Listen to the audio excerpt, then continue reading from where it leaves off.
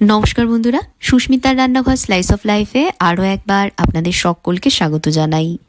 ছোটবেলায় রান্নাঘর থেকে যখন সুন্দর একটা আলাদা গন্ধ ভেসে আসতো তখন বুঝতাম না কি রান্না হচ্ছে, কিন্তু জানতাম আজ ভাতের সঙ্গে কিছু একটা বিশেষ আছে। মটর ডাল, সদ্যবাটা পোস্ত আর সর্ষের তেলের সেই মিষ্টি সুগন্ধ পুরো বাড়িটাকে ভরিয়ে রাখত। আজ সেই পুরনো দিনের স্বাদই ফিরিয়ে আনবো আপনাদের জন্য, একেবারে সহজ, ঘরোয়া আর ভাতের সঙ্গে স্বর্গীয় মটর ডাল তিলপোস্ত ভাপে। বিশ্বাস করুন বন্ধুরা, এই একটা পদ থাকলে আর কোনো বাড়তি তরকারির দরকারই পড়বে না। চলুন তাহলে দেখে নেওয়া যাক কীভাবে সহজেই বানিয়ে ফেলবেন এই অসাধারণ মটর ডাল তিলপোস্ত ভাপে। এর জন্য আমি এখানে 1 কাপ নিয়েছি মটর ডাল। ডালটাকে ভালো করে ধুয়ে 4 থেকে 5 ঘন্টা ভিজিয়ে রেখেছিলাম। ভিজিয়ে রাখায় ডালটা দেখুন নরম হয়ে গেছে, দানাগুলো একটু চাপ দিতেই ভেঙে যাচ্ছে। এবার একটা মিক্সার জারে নিয়ে নিচ্ছি 2 টেবিল চামচ পোস্ত আর 2 টেবিল চামচ নিয়ে নিচ্ছি হালকা রোস্ট করে রাখা সাদা তিল। শুধু পোস্ত দিয়েও রান্নাটা করা যায়, তবে পোস্তর পরিমাণ যদি কম থাকে সেক্ষেত্রে আপনারা এর সাথে একটু সাদা তিল দিয়ে দেবেন, তাহলেও দেখবেন স্বাদটা একই আসবে। সাথে দিয়ে দিলাম 5টা কাঁচা লঙ্কা আর দিচ্ছি অল্প একটু নুন। এবার জল ছাড়াই প্রথমে এগুলোকে একটু ঘুরিয়ে নেব, এতে করে তিল পোস্ত দেখবেন সুন্দরভাবে গুঁড়ো হয়ে যাবে। তারপর এর মধ্যে প্রয়োজন মতন জল দিয়ে এগুলোর একটা মিহি পেস্ট তৈরি করব। দেখুন আমি সব একসাথে বেটে নিয়ে পেস্টটা রেডি করে নিয়েছি।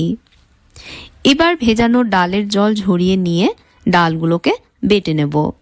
মিক্সার জারের মধ্যে জল ঝরানো মটর ডালগুলো ঢেলে নিচ্ছি। ডাল বাটবার সময় এর মধ্যে অল্প জল দেব যাতে সহজেই বেটে নেওয়া যায়, তবে খুব বেশি জলও দেবেন না, তাহলে কিন্তু মিশ্রণটা বেশি পাতলা হয়ে যাবে।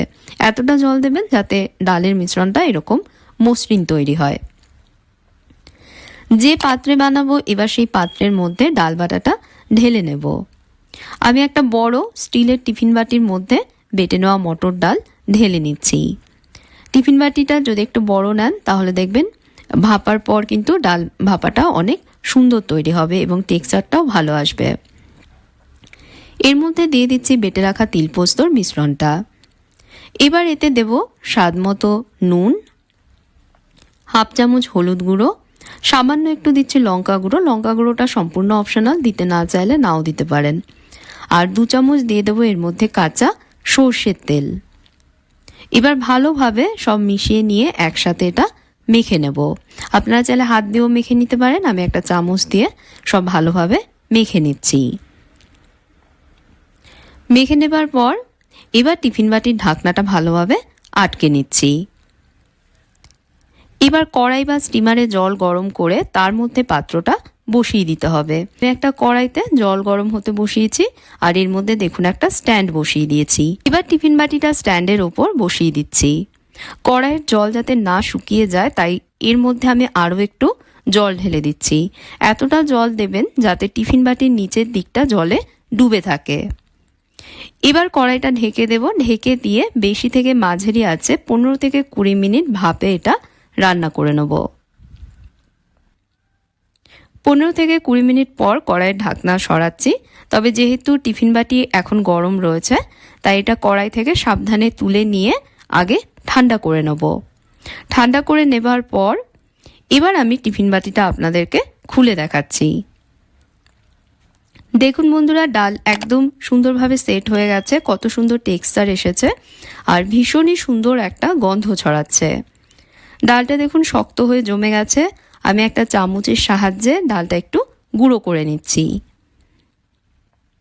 এবার একটা কড়াইতে 2 টেবিল চামচ সর্ষের তেল গরম করে নেব। এই রান্নাতে বন্ধুরা তেলের পরিমাণটা একটু বেশি দিলে এর স্বাদ কিন্তু বেশি ভালো হয়। তেল গরম হলে এর মধ্যে আমি 2টো শুকনো লঙ্কা দিয়ে লঙ্কা দুটো লাল লাল করে ভেজে নিচ্ছি। প্রয়োজনে আপনারা লঙ্কার পরিমাণ বাড়িয়েও নিতে পারেন যদি ঝাল বেশি পছন্দ করেন, আর এটা কিন্তু একটু ঝাল ঝাল খেতেই বেশি ভালো লাগে। লঙ্কাগুলো লাল লাল করে ভেজে নেওয়ার পর ভাজা লঙ্কাগুলো তেল থেকে তুলে নিয়ে তেলের মধ্যে দিচ্ছি 1 চামচ কালো জিরে। কালো জিরে তেলে একটু ভেজে নিয়েই গ্যাস অফ করে দেব। গ্যাস অফ করে দিয়ে বানিয়ে রাখা সেই ডাল ভাপাটা এই তেলের মধ্যে দিয়ে ভালোভাবে সব একসাথে মিশিয়ে নেব। হাফ চামচ এর মধ্যে চিনি দেব, একটু মিষ্টি দিলে ভালো হয়। আর যে ভেজে তুলে রাখা শুকনো লঙ্কা দুটো, ওগুলোকেও ভেঙে গুঁড়ো করে এর মধ্যে দিয়ে দেব। এবার সব একসাথে মিশিয়ে নেব।